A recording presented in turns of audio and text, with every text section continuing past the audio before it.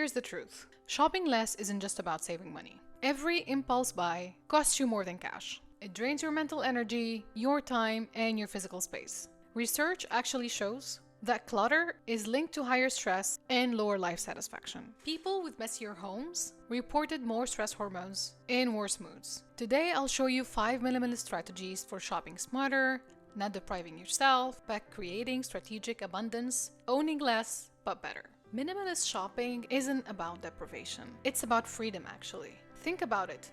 Every single thing you buy takes up space in your home, time to maintain, and a slice of your mental energy. Studies have found that clutter not only increases stress, but also decreases life satisfaction and reduces focus. Why clutter is bad for your brain. Bursting cupboards and piles of paper stacked around the house may seem harmless enough, but research shows disorganization and clutter have a cumulative effect on our brain. Our brains like order, and constant visual reminders of disorganization drain our cognitive resources, reducing our ability to focus. It's crazy, right? The pre-purchase power play. Before you buy, run through this quick power play. The rule of 3. Ask yourself 3 questions. Do I already own something similar? Does this solve a real problem? Will it bring a lasting joy? If you are able to answer these 3 questions positively, then go ahead and buy it, the item that you need. If not, then at least you know that it's not really about what you actually need. It's more of an indulgence or a whim. The 30-day rule. For non-essential items,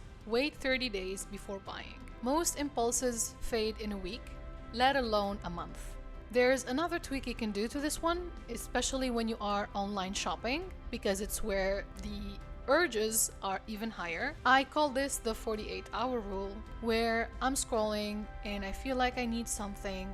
I would put it in the basket, but I'm not going to check out. I'm not placing the order. I will leave it for at least 48 hours. It gives me the time to think, to process, and analyze whether or not I need it. If I don't, I save myself from placing that order. Now, if I need and I actually thought about it, I might place that order or think maybe I should wait for another week to make that decision. And in most cases, I feel like I don't place the order at all because it was not necessarily something that I needed. Needs versus wants checklist. Write down your needs versus wants. If it doesn't fall under needs and it won't bring real joy long term, pause before you click add to cart. Now, with these rules or this small framework, you can protect yourself from the marketing schemes that thrives on urgency, novelty, and FOMO. It actually capitalizes on those nudges that are part of a behavioral economy. It's a whole system built on nudging you to make very quick decisions because it removes the barrier of thinking. So you go ahead and just act on urgency, decoding value. Smart shopping isn't about buying the cheapest thing. Absolutely not. It's actually the opposite in most cases. It's about buying the best value. Use cost per use. Example, $200 boots that you're planning to wear for at least 3 winters. If it's about 200 wears, then that cost per use would be $1 per use. Now that makes sense. If you were to splurge on something that is a bit expensive, you need to get the most use out of it. So always have that equation in your mind. Am I going to use this a lot? If I were, how much cost per use would I get out of it? This is where the price doesn't necessarily equals the value. And beware manipulative marketing. Words like limited edition, only 3 left, or exclusive drop are designed to bypass your rational brain and trigger urgency. Pause, ask yourself, is this really valuable or is this just hype?